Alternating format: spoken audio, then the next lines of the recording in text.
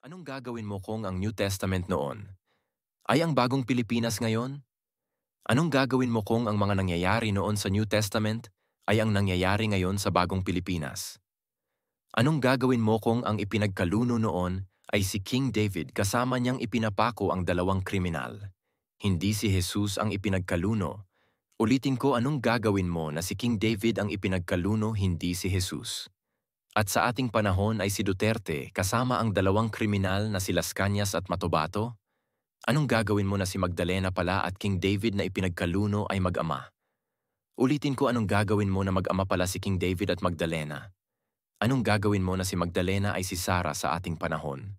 Kung inuusig si Magdalena noon, walang bago dahil inuusig din si Sarah ngayon. Anong gagawin mo na ang mga apostol na nagpapatupad ng batas ay ang 12 senator sa ating panahon?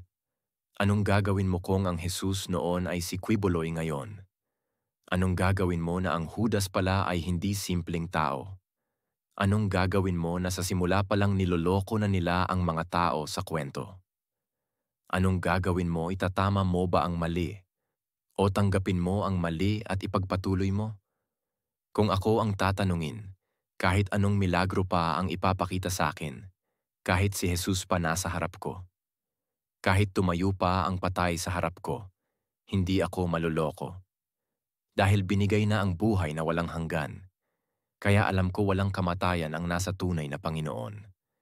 Ito ay ayon lamang sa aking pananaliksik, hindi ko layunin na palitan ang iyong paniniwala at lalong hindi ko layunin na kontrahin ang mga relihiyon.